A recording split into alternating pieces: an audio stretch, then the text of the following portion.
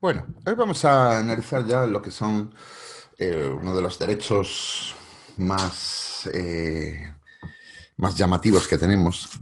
Más llamativos en el sentido de que suelen ser uno de los también importantes reclamos para reclutar a personal nuevo, ¿no? En el sentido de que, pues a ver, en la privada de muchos sitios hacer efectivos estos derechos, aunque los tienen, pues no es tan fácil como en la administración pública, ¿no? Bien, que es el permiso o el derecho a una jornada establecida, preestablecida, y unos permisos de vacaciones, que vamos a analizar en donde, vuelvo a insistir, aquí estamos en una normativa básica, una normativa de mínimos, o en su caso de máximos, ¿no? Que, bueno, que en algunos casos, pues sí, no son aplicables directamente, en otros casos, pues habrá que desarrollar por ley propia de cada administración. Comenzamos con la jornada en donde, pues, como nos dice ahí, pues son las horas efectivas y reales. Es decir, desde que fichamos entrada hasta que fichamos salida, ¿vale? No se computan nunca lo que son los periodos de traslados o cosas así. En donde esta jornada ordinaria, ya sabéis, o deberíamos saber, que son 37 horas y media en cómputo semanal. Si bien, a ver, lo que es el cómputo no se va a hacer estrictamente semanal, sino con carácter general se suele hacer mensual a efectos de liquidación de nóminas, ¿no? En donde, bueno, dentro de estas jornadas tenemos las variantes, que es la general, esta de 37 horas y media, y después hay algún personal pues, que tiene una dedicación especial, ¿no? Que se le retribuye mediante el complemento específico, que ya es una jornada semanal en cómputo anual, ¿no? De 40 horas semanales, ¿no? Insisto, en el cómputo anual, que aunque se haga un prorrateo, se haga, digamos, una comprobación mensual a efectos de liquidación de nómina, realmente hay unas horas al año que es las que hay que hacer. Después ya, digamos, la otra variante es el tiempo completo, tiempo parcial, cuando ya tenemos reducciones de jornada. Bien, después tenemos una serie de permisos en donde el, ojo, aquí el EBEP lo que hace es otorgar unos permisos a, como veis, funcionarios, ¿vale? A los funcionarios. En donde, a ver, los laborales también los van a tener, sí, pero ya se regulan en convenio. Tenemos el típico permiso, son retribuidos, muchos de ellos, en donde tenemos el permiso por fallecimiento, accidente o enfermedad grave, que ya hay que distinguir si ya es primer grado, entendiendo también dentro del primer grado lo que es el cónyuge o pareja de hecho, o ya del segundo grado, en donde ya metemos pues a abuelos, bueno, en primer grado entra también hijos y padres, y segundo grado hermanos, abuelos o nietos, ¿no? Ya sea por consanguinidad o afinidad, en donde son lo de siempre, 5 y 3 días, dependiendo de dónde es la misma localidad, ya sea, como se suele considerar, ya sea la localidad de trabajo o localidad de residencia, o bien 4 o 2 días si es de segundo grado. Además, por traslado de domicilio, sin cambio de residencia, ¿qué quiere decir esto? Pues vivimos en la calle tal y nos pasamos a la calle Pascual, un día, ¿no? Ya por tareas sindicales las que se determina. Tenemos un crédito horario que puede durar según ya el tamaño de la unidad electoral, pues hasta 40 horas, 40 horas mensuales, perdón, en donde pues ese crédito horario pues, para tareas sindicales. Después, el hecho de hacer exámenes finales de carácter oficial, por supuesto, ¿no? Ya sea porque estás haciendo una licenciatura en lo que sea, ya sea porque vas a una oposición durante el día de su celebración. Por la realización de exámenes prenatales, por el tiempo indispensable, donde teóricamente habría que también justificar que ese examen prenatal tiene que ser en horario laboral, y la lactancia, ¿no? Por hijo menor de 12 meses, en donde aquí tenemos distintas opciones, ¿no? Las opciones que se nos plantea son una hora de ausencia, como yo os pongo entre paréntesis, a escoger cualquiera. Es decir, que yo me quiero ausentar de 10 a 11, pues me ausento de 10 a 11. ¿Vale?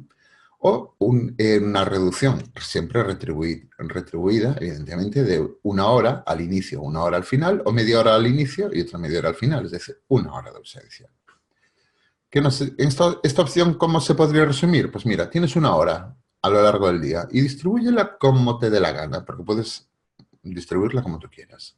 O Algo que hace mucha gente, acumularla en jornadas completas, en donde no poder, donde si lo vienes a sumar, te viene a durar casi aproximadamente lo que es un mes, ¿no? 22 días hábiles, más o menos 30 días naturales. Después tenemos el permiso por parto prematuro u hospitalización, que no, me acabo de dar cuenta que está incorrecta, u hospitalización del neonato, en donde pues existe un derecho de ausencia de máximo de 2 horas. Ojo, estas 2 horas son retribuidas, ¿vale? Y además a mayores podríamos reducir otras 2 horas no retribuidas, por tanto podríamos ausentarnos media jornada, ¿vale? 2 retribuidas, 2 sin retribuir.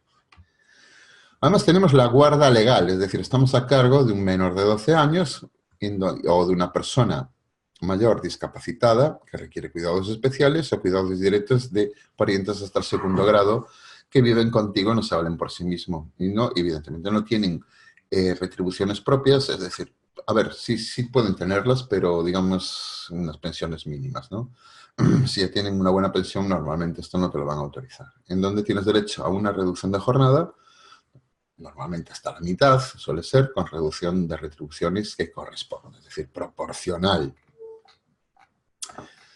Y además, para el cuidado de un familiar de primer grado, es decir, incluido el cónyuge, hijo, padre, madre, que tiene una enfermedad muy grave, ¿no? Es decir, tienes a tu madre muy grave y donde el diagnóstico clínico, aquí está el problema, ¿no?, de este permiso, que si el diagnóstico clínico no te pone muy grave, pues muchos servicios de personal te ponen problemas.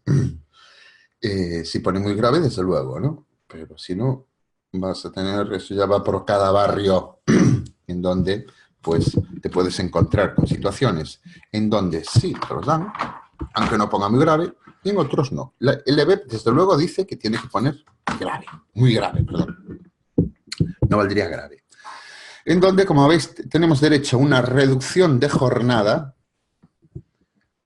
laboral con carácter retribuido durante un mes, prorrateable en el caso de que haya, digamos, más titulares con este derecho, ¿no? Es decir, 2 empleados que quieren ejercer este derecho con respecto a su madre, por ejemplo, ¿no? Es decir, es un mes que no vienes, que vendrías a trabajar media jornada. Retribuido, esto es lo importante, es decir, aquí es pagado, ¿eh? Después tenemos los deberes inexcusables, como os he puesto ahí entre paréntesis, asistir a un juicio, ¿no? Tienes que asistir a un juicio, te han designado para un tribunal popular de estos, dura un mes, por el tiempo indispensable, y ahí no se puede decir nada. Retribuido, por supuesto. Por asuntos particulares, donde son los famosos moscosos, que son 6 días al año. Fijaos que ya, es decir, ya no se establece ni un máximo ni un mínimo, dice 6 días. Y además son incrementables a partir del 6.º trienio en 8 días y a partir del 8.º uno más por cada trienio, ¿no? Tenemos el permiso por matrimonio, en donde según el EBEP ya deja de ser licencia, se convierte en un permiso. En donde, a ver, en su día la distinción entre permiso y licencia tenía su razón de ser, ¿no? Cuando era la antigua ley de funcionarios civiles del Estado, pues la distinción entre permisos y licencias pues tenía su explicación, en donde las licencias básicamente consistían en permisos, claro, eran ausencias del lugar de trabajo, en donde no estaban supeditadas a la necesidad de los servicios. Claro, yo me caso, ¿no? Es decir, la licencia por matrimonio, ¿no?, que siempre fue una licencia, o la licencia por enfermedad. Yo me pongo enfermito, yo me caso, pues hijo, mira, búscate la vida si no tienes efectivos. Pero esto no está condicionado a las necesidades del servicio. Los permisos sí. Los permisos estaban condicionados a las necesidades del servicio. Bien, con el EBEP ya desapareció esa determinación de licencia, ya es por matrimonio. A ver, el matrimonio se da con o sin necesidades del servicio.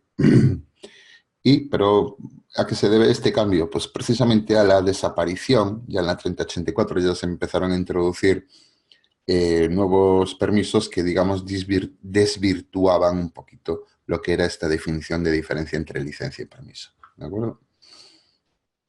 Bien, después tenemos los de la conciliación de la vida personal y familiar y laboral, ¿no?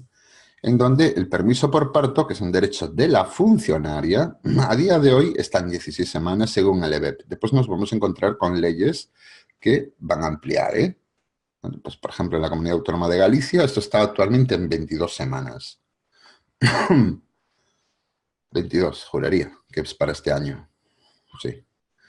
Además, 2 semanas adicionales en caso de neonato discapacitado y 2 semanas más por cada hijo a mayores que se tengan los partos múltiples, ¿no?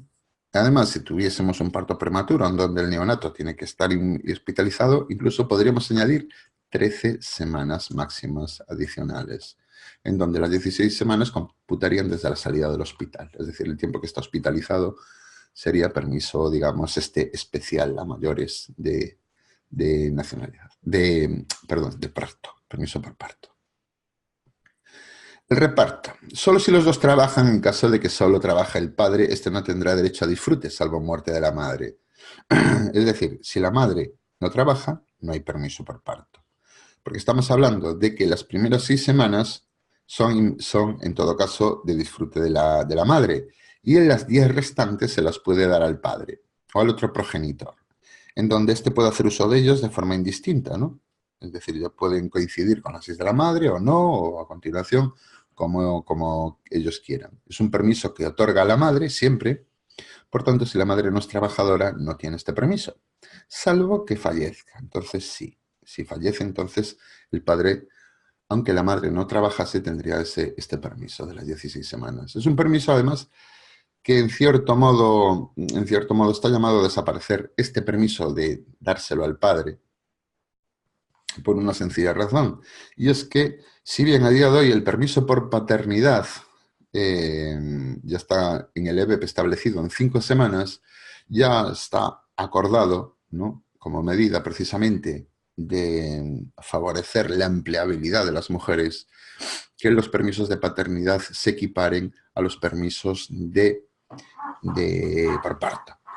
De forma que está pactado, está pendiente de reforma legal, que el permiso de paternidad para este año 2019 pase a ser de 8 semanas, en el año 2020 de 12 semanas y en el año 2021 de 16 semanas. ¿Vale? De esta forma, el padre va a disponer 16 semanas en igualdad que la madre y, por tanto, esto de la cesión de semanas al padre, esto le quedan ya los días contados, estas 10 semanas, ¿no? Ya no va a tener sentido, porque van a ser 2 permisos independientes, ¿no? En donde en esta situación, a ver, se mantiene el derecho a participar en cursos de formación. Sí, sí, porque, a ver, es una situación de servicio activo, ¿no? Estás de permiso, estás en activo, ¿no? Entonces, que tienes el derecho a formación. Hombre, es que hay situaciones como la incapacidad temporal que son incompatibles con asistir a cursos, ¿no? Pero esto no se considera incompatible, por eso se aclara.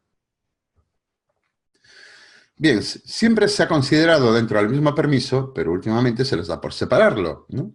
En donde tenemos el permiso por adopción o acogimiento o guarda con fines de adopción, en donde, a ver, esto ya no es un derecho de la mujer, esto es un derecho de ambos, del funcionario o funcionaria, ¿no? En donde aquí si adoptas, pues precisamente ya no depende de que la madre trabaje o no trabaje. Es decir, es un derecho individual, en donde los permisos son los mismos, ¿vale? Los permisos son los mismos, de 16 semanas, ¿no?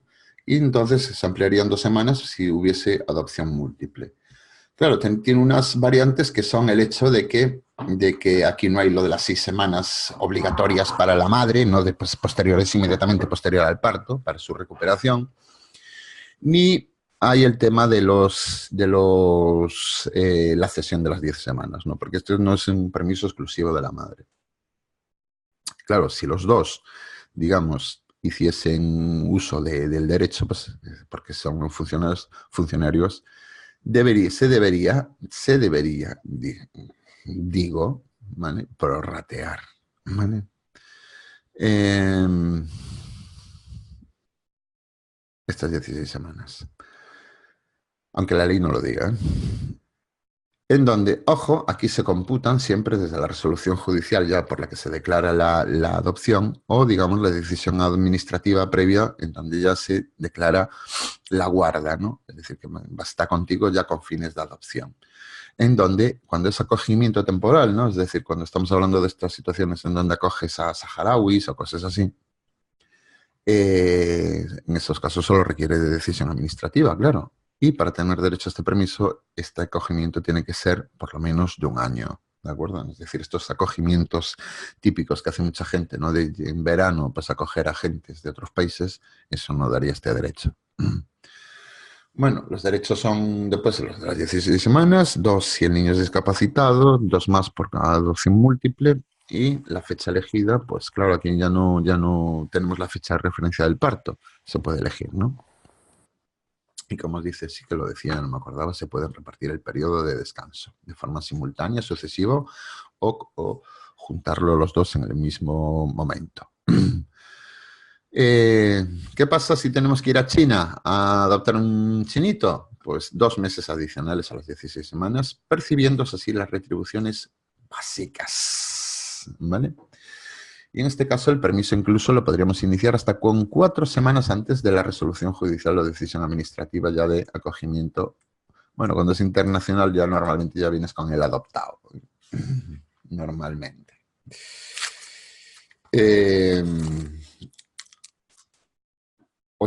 O eso tengo entendido, ¿no? Vamos con el permiso de paternidad, en donde aquí ya pues, fue objeto de modificación este mismo año en la Ley de Presupuestos Generales del Estado, en donde ya se ha aumentado a 5 semanas y es una modificación que ya os digo que va a durar poquito, ¿eh? Muy poquito. Actualmente, pues, creo recordar que se consideraba ya la modificación en la Ley de Presupuestos, que no se ha podido llevar adelante, pero vamos, de forma inminente esto se va a aprobar porque está pactado con sindicatos y dudo mucho que el Congreso pues se eche para atrás. En donde pues, claro, aquí estamos hablando de nacimiento o adopción, en donde son 5 semanas. Repito, esto le va a quedar poco. Y en donde, dentro de esas 5 semanas, nos dicen que la última, que se podrá disfrutar dentro de los 9 meses siguientes al hecho causante, ya sea el nacimiento o la resolución judicial de adopción o decisión administrativa de acogimiento. Pero para, digamos, dejar esta semana aparte se necesitan 2 requisitos, que se solicite al inicio del permiso y que sea autorizado por la administración, ¿vale? En la que el padre o el otro progenitor preste servicios, claro. Bueno, pues está una cosa parecida ahora en la nueva regulación que se pretende hacer, en donde pues ya dicen que 6 semanas serán inmediatamente posteriores al parto, decisión, y el resto pues podrá distribuirlas a gusto del consumidor, ¿no? Y poco más. Bueno, es una situación de servicio activo, por tanto están garantizados todos los derechos. Después ya entramos con un permiso por razón de violencia de género. Esto es un permiso que es independiente, pues por ejemplo, del traslado por razones de violencia de género, que es, digamos, un traslado de carácter forzoso, de la excedencia por violencia de género, que es digamos, un derecho de la funcionaria víctima de violencia de género, pues a no trabajar y a no cobrar. Pero aquí tiene, digamos, este permiso en donde con carácter general pues tiene derecho a que se consideren justificadas, ¿vale?, las faltas de asistencia, ojo, pero por el tiempo y en condiciones que determinen los servicios sociales, ¿no? Es decir, estamos hablando a lo mejor de una víctima en donde pues tiene, digamos, unos problemas psicológicos o lo que sea, entonces pues si un día no viene a trabajar, pues habrá que considerárselo trabajado. Tiene además derecho a la reducción de la jornada con reducción de retribuciones, eso sí, es decir, pues a lo mejor solo viene a trabajar media jornada. Y también tendría derecho a la flexibilización, ¿vale? Es decir, que realmente pues tiene que venir todos los días, pero como si un día viene solo 2 horas o 3 horas, ¿no? Al final lo que tiene que hacer es la jornada, que la haga cuando ella quiera. Además, estamos hablando de cuidados de hijos con enfermedades graves. El hijo tiene que ser siempre menor de edad. Estamos hablando de enfermedades de cáncer o ya que el diagnóstico venga, pues enfermedades graves, ¿no?, que requiere hospitalización y cuidado directo. Aquí la clave está en el informe médico, ¿no?, en donde especifica estas cuestiones. Y claro, si viene el médico, pues tenemos derecho a reducir la jornada con carácter retribuido.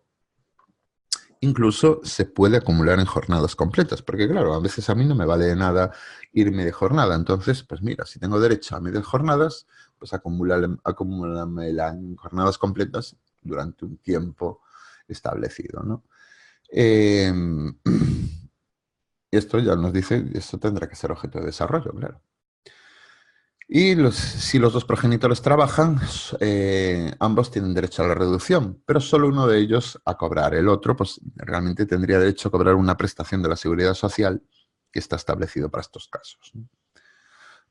Bien, y después tenemos lo de la violencia terrorista, donde requerimos siempre una declaración de víctima, y ojo, no tienes por qué ser el funcionario, pueden ser los familiares del funcionario, en donde pues son víctimas digamos, están declarados como víctimas de la violencia terrorista, y aparte de otras medidas, como son las excedencias, igual que la violencia de género, ¿no? Y traslados y cosas así, tienen derecho a reducir la jornada con reducción de trabajador, con deducción de retribuciones y a la reordenación de su tiempo de trabajo, al horario flexible. Claro, lo que no van a tener derechos a esto, es decir, que las ausencias se consideren tiempo trabajado, ¿eh? Las ausencias que se consideren justificadas. Es la diferencia que hay. Las vacaciones, ya lo sabemos, 22 días hábiles a tiempo proporcional por cada año trabajado. Claro, entonces si trabajas menos habrá que prorratear siempre por días. El prorrateo es por días. Recuerden, nunca se os ocurra. A ver, esto es muy habitual que se hagan los supuestos, ¿no? En donde, bien, a ver, por ejemplo, imagínate, te dicen, el tío ingresó el 1 de julio de 2018.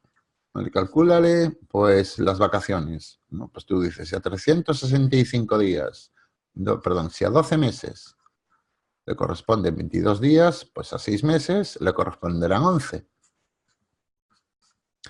Esto en las vacaciones, hacerlo por meses, pues a lo mejor aún te puede salir bien. Aún te puede salir bien, ¿vale? El problema es si nos dicen que ingresó, claro, el día 21 de junio. Entonces ahí ya te tocan las narices, ya tienes que contar por días. Entonces tendrías que juntar ahí pues 10 días de junio, 31 de julio, 31 de agosto, así sucesivamente. Pero repito, si nos dieran por meses completos, hacerlo esto por meses, en temas de vacaciones a lo mejor nos sale bien la jugada. ¿Vale? También, es decir, en prorratear los moscosos, otro tipo de permisos, puede que nos salga bien. También tenemos bastantes opciones. ¿Vale? Lo que nunca deberíamos hacerlo es para prorrateo de paga extra, ¿eh? Esto lo veremos en su momento, en donde el prorrateo de paga extra siempre hay que hacerlo por días, aunque te den meses cerrados, ¿eh? Aquí ya pueden cambiar mucho los resultados, ¿vale? Es muy probable que cambien, ¿vale? En moscosos, bueno, pues como regla general suele, aunque si te dan, digamos, ¿no?, que ingresan por meses completos, si te dan ya en días, es decir, que ingresó el 17 de abril, no, pues entonces ya hay que hacerlo por días. Pero si nos dieran por meses cerrados, pues ojo que para vacaciones, para moscosos nos puede salir bien la jugada, pero nunca para pagas extras, ¿eh? Bien, esta aclaración es muy conveniente tenerla presente.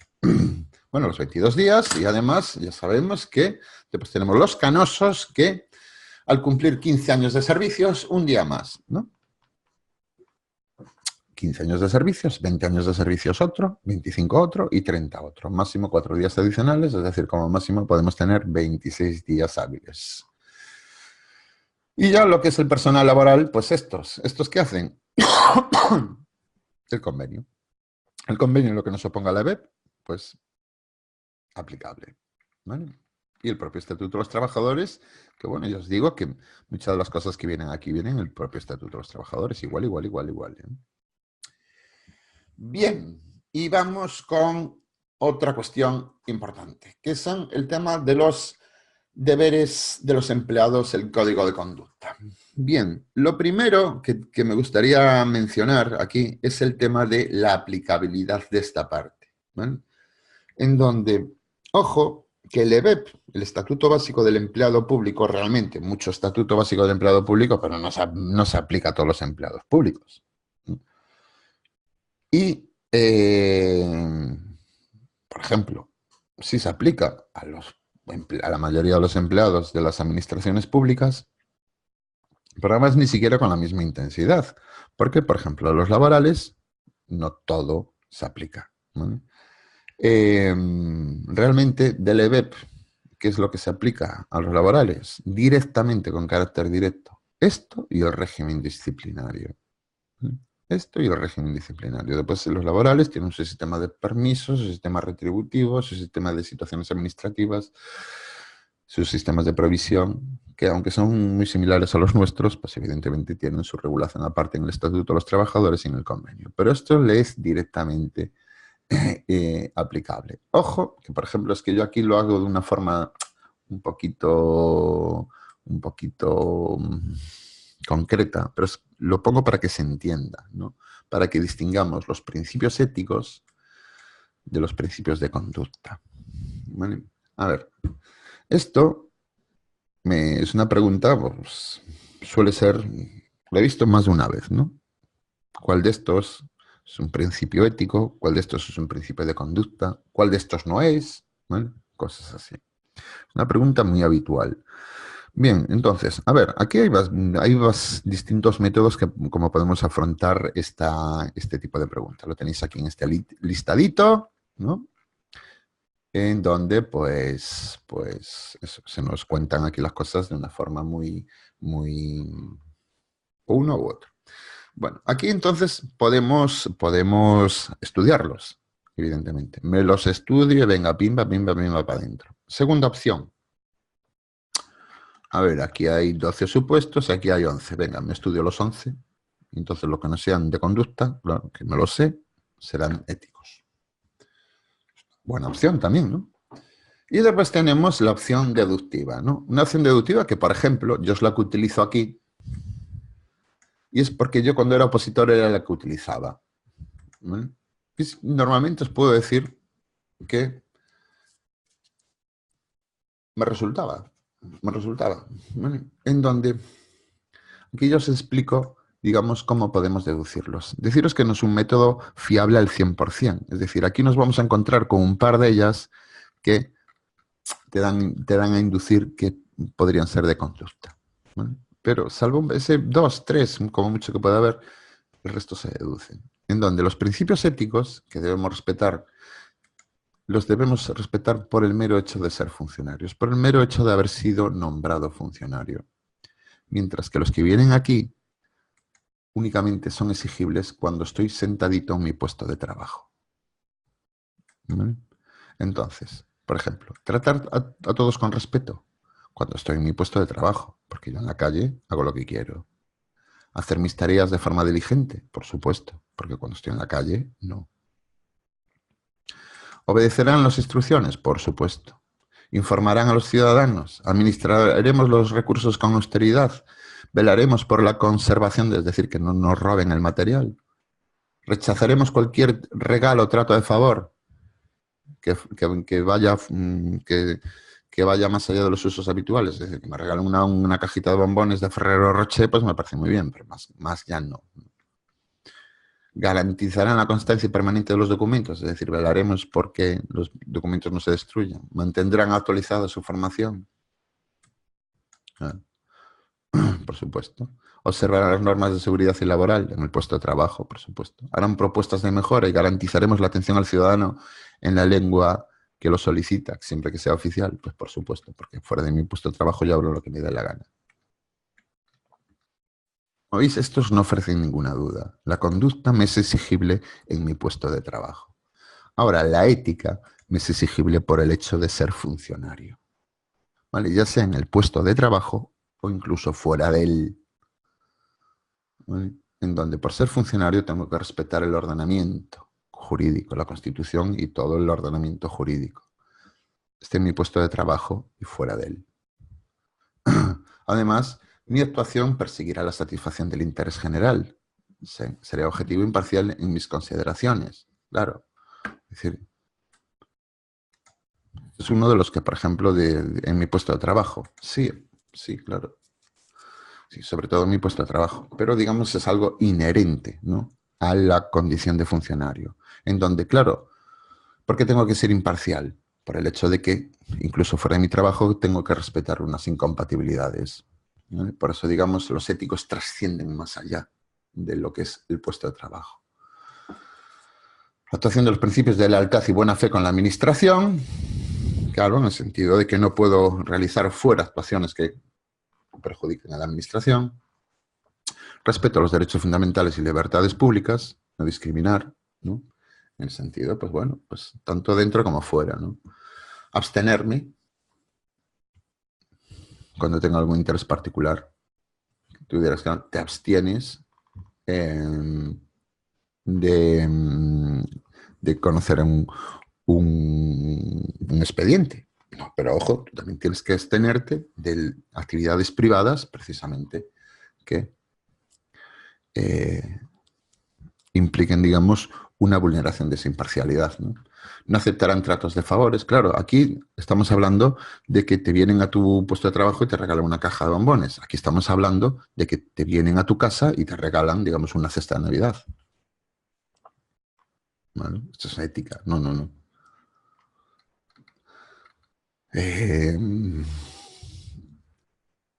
Principios de eficacia y eficiencia en la consecución del interés general y cumplimiento de objetivos. Claro, esto es lo que yo os decía, lo del 100%, ¿no? Digamos, esto para mí es más aplicable a conducta, pero bueno. No influirán en la agilización de procedimientos para favorecer a cargos públicos o cuando suponga un menoscabo a los intereses de terceros. Es decir, no haré uso de mi condición de funcionario, ¿no?, para pedir favores, cosas así. Y cumplirán con diligencia las tareas que se les encomienden y resolverán en el plazo los procedimientos a su cargo. Esta es la otra, ¿no?, que yo os decía que más bien para mí es de conducta que ética. Y ejercerán sus atribuciones según el principio de dedicación al servicio público, en el que, claro, es decir, cuando salgo de allí, pues no puedo dedicarme a cuestiones que interfieran en mi imparcialidad cuando salgo de mi puesto de trabajo. Y guardar en secreto las materias clasificadas o en otras cuya difusión esté prohibida, ¿no? Y además con discreción, es decir, lo que no puedo es llegar a casa y contarle a mi mujer las cosas que estoy haciendo en mi trabajo, ¿no? Es decir, la confidencialidad.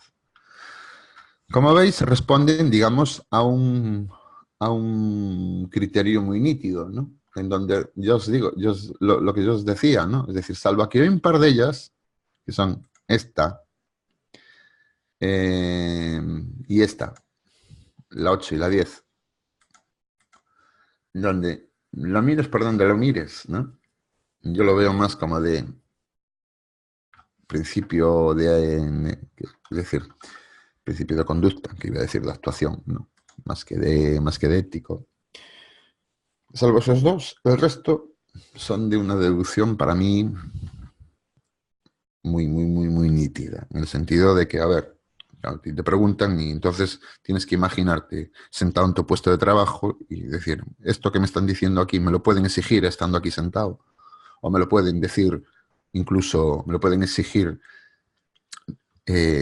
cuando no estoy sentado aquí, ¿vale? Esa es la clave.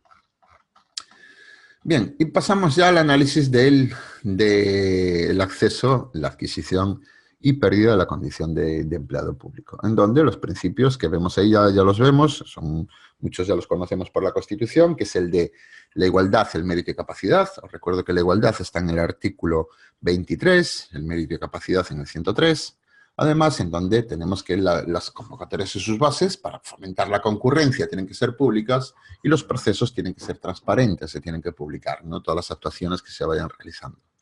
Además, los órganos de selección tienen que ser imparciales, ¿no?, en cuanto que pues, tienen que abstenerse, y profesionales, tienen que pertenecer a cuerpos o escalas o pertenecer a cuerpos de la categoría igual o superior a la que se van a examinar. Y aparte son independientes, no reciben órdenes de nadie y tienen una discrecionalidad técnica en su evaluación, donde ellos si dicen que esto para ellos es un 6, pues es un 6, ¿vale?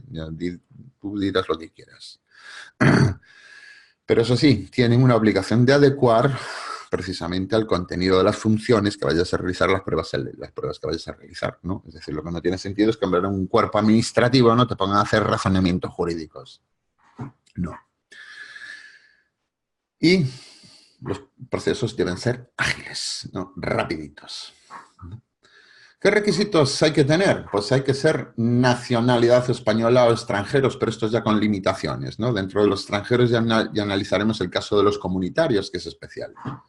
Poseer una capacidad funcional, ¿no? Salvo lo que son aquellos casos de discapacidad, con una cuota de reserva para ellos, pues claro, no puedes tener, digamos, una enfermedad o una limitación que te impida, o menoscabe, digamos, el desempeño de las funciones. Esto aquí sobre todo nos estamos refiriendo a determinados cuerpos, ¿no? Sobre todo estamos hablando de cuerpos donde se va a hacer mucho uso del físico, en donde pues precisamente aquí sí que hay que acreditar una capacidad funcional.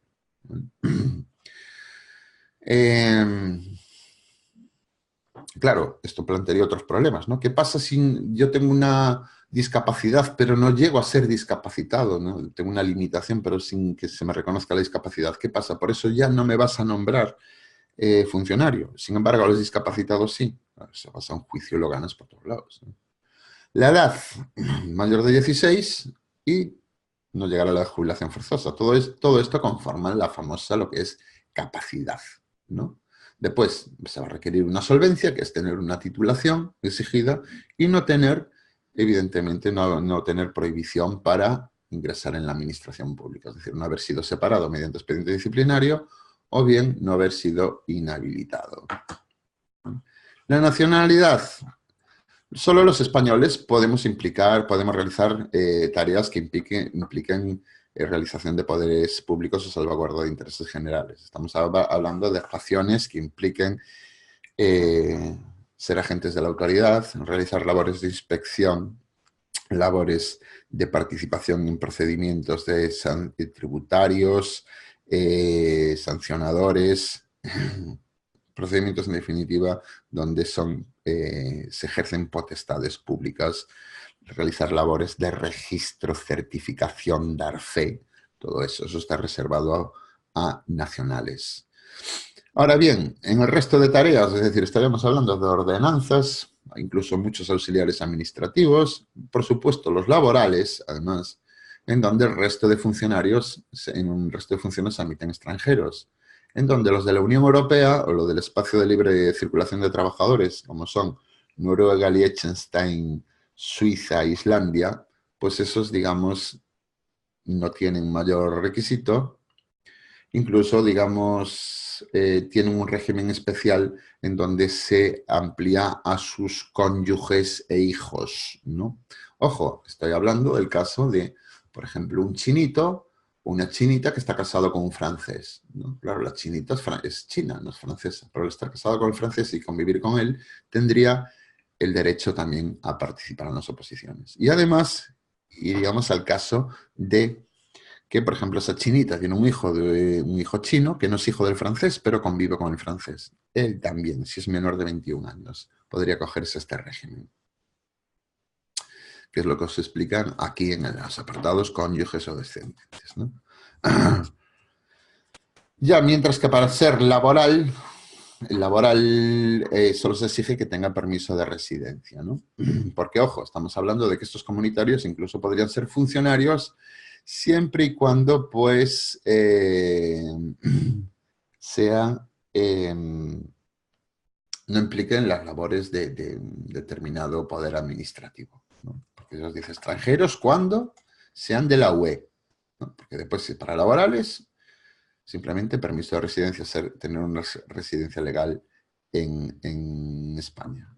Después, ya por ley, se puede establecer el requisito de la nacionalidad por razones de interés general para el acceso a la condición de funcionario para determinados puestos, en donde, pues, por ejemplo, para las ordenanzas, eso está más que establecido, ¿no? Me da igual que seas de la nacionalidad que seas.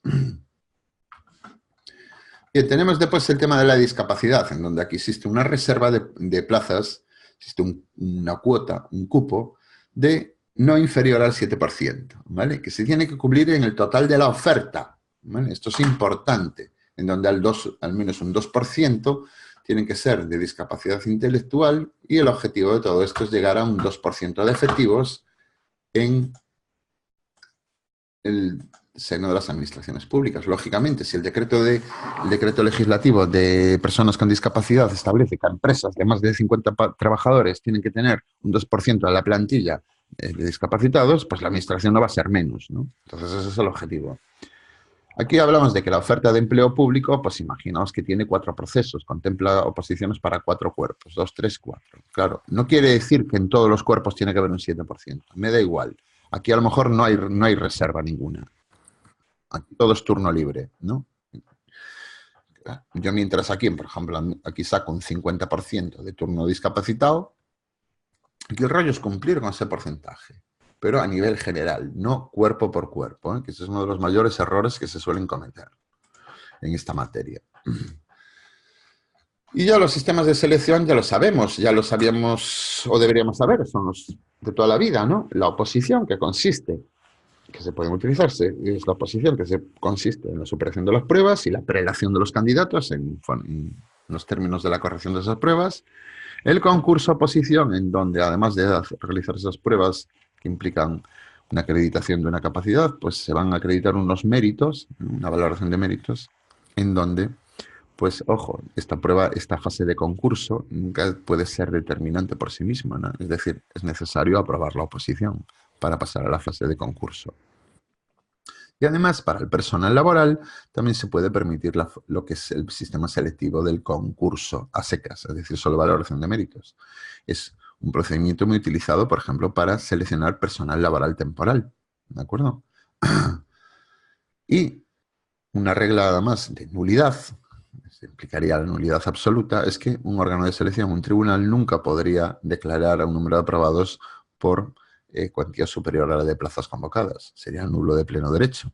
Salvo que se vaya a hacer una relación complementaria, ¿no?, de aprobados, de lo que se llama históricamente el ilustre aprobado sin plaza, ¿no?, donde quedarían, digamos, a expensas de posibles renuncias antes de que se tomen posesión o cosas así, que podríamos echar mano de esta lista de aprobados sin plazas. Esto, según me han dicho a mí, pues se puede hacer, o se hace, mejor dicho, por ejemplo, en los de la policía, porque la policía, una vez que aprueban, pasan después en la academia, y en la academia muchos renuncian. Muchos renuncian, entonces pues tirarían de la complementaria. Bien, entonces, en definitiva, ¿qué tenemos que hacer para ser funcionario de carrera? Pues, primero, estudiar mucho. Y segundo, aprobar el proceso selectivo. Segundo,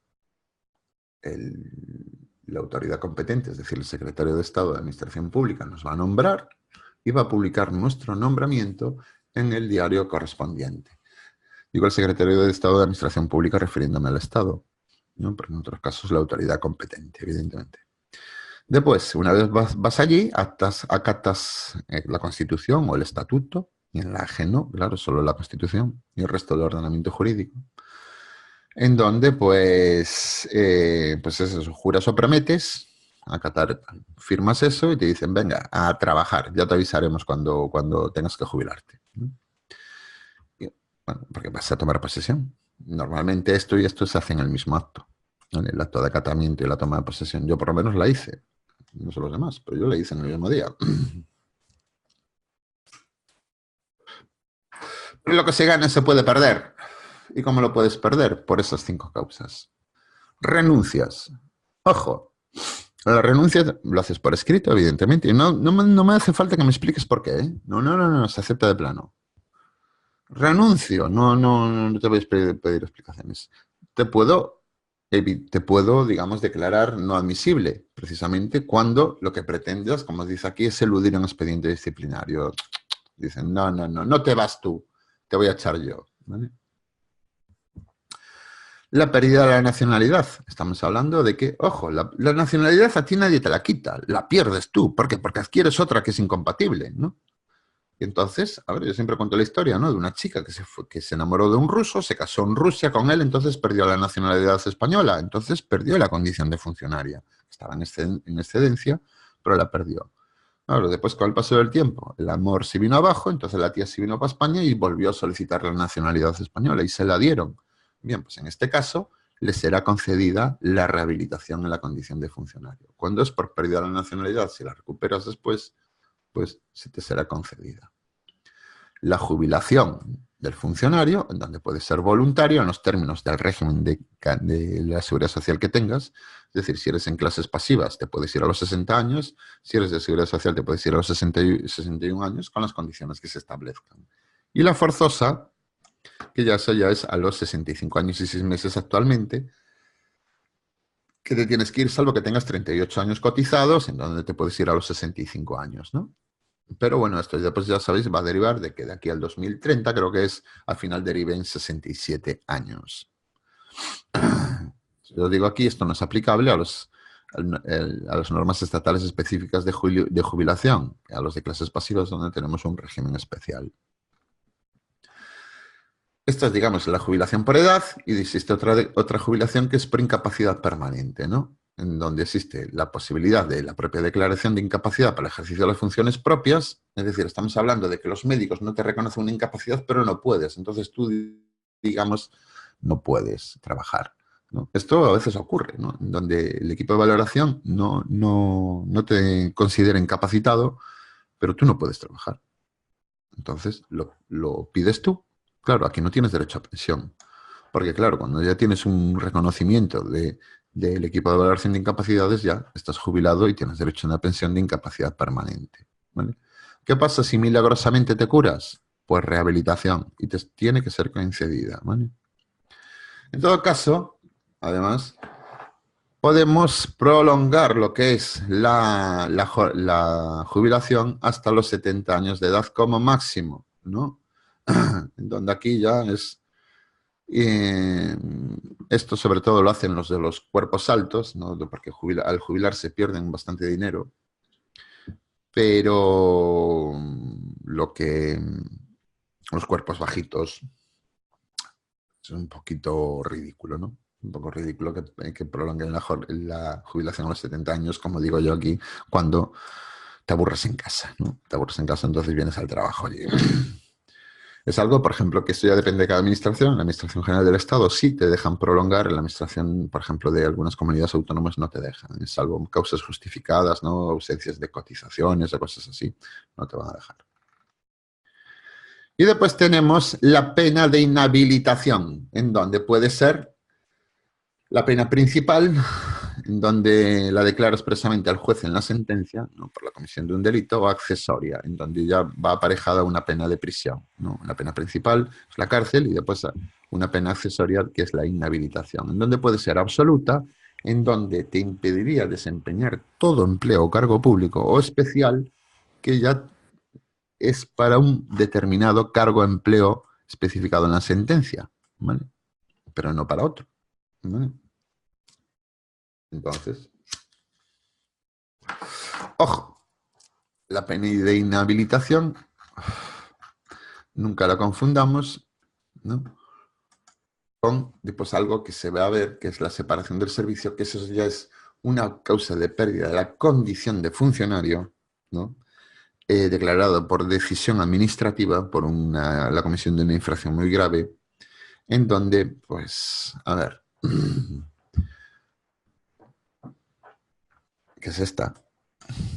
En donde yo aquí ya no quise, dice, se regula en el título 7º de estatuto sobre régimen disciplinario, y yo no quise, no me gusta hacer mucho desarrollo de esto, porque realmente es una medida que tiene, digamos, unos tintes de inconstitucionalidad por todos lados.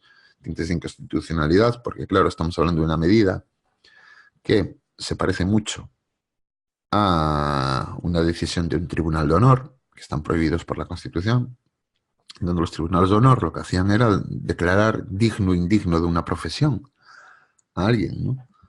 Pues estos te están declarando indigno, porque es que no te dejan volver. Y precisamente va en contra del artículo 25 de la Constitución, en donde las penas no pueden ser para toda la vida, los castigos no pueden ser eternos, ¿no? Por eso es una materia, lo digo más que nada porque las sentencias, digamos, las separaciones del servicio, después cuando el interesado se va a juicio, en juicio lo suele ganar y se lo suelen cambiar por una suspensión de 6 años, ¿de acuerdo? De hecho, muchas administraciones, me consta, muchas administraciones ya contemplan esta sanción, pero con una duración máxima, ¿no? Alguna comunidad autónoma, es decir, contempla esta separación del servicio con un máximo de 6 años, por ejemplo, ¿vale? Ya no la contempla eternamente. Y eso, que después tenemos que después la inhabilitación, que puede durar hasta 10 años según el Código Penal, pues eso, durante ese tiempo no puedes reingresar. Y una vez en esta inhabilitación, pues que cumplas la condena, ¿podrías reingresar? Depende, claro, depende. Es decir, si esa inhabilitación viene derivada de algo que no está relacionado con tu puesto de trabajo, es decir, tú eres un funcionario de auxiliar y te metiste alcalde, en alcalde metiste, digamos, hiciste algo que no debiste hacer y te inhabilitaron, pues bueno, pues después te podrían rehabilitar como auxiliar una vez que cumplas la pena. ¿Por qué? Pues porque realmente lo que hiciste no tiene nada que ver con tu labor de auxiliar. Ahora, si te inhabilitaron como por tu razón de auxiliar, ¿no? Pues siendo auxiliar administrativo o de gestión, me da igual, pues eh, cometiste un delito de cohecho, es decir, aceptaste dinero de alguien para, digamos, proporcionarle una resolución favorable. Claro, vas a ir a la cárcel, porque has cometido un delito, te van a inhabilitar y cuando cumplas la condena no te van a rehabilitar, ¿no? Porque, digamos, lo que has hecho tenía que ver con tu puesto de trabajo. Y es, digamos, la regla que se sigue en esta materia. Bien, y hasta aquí.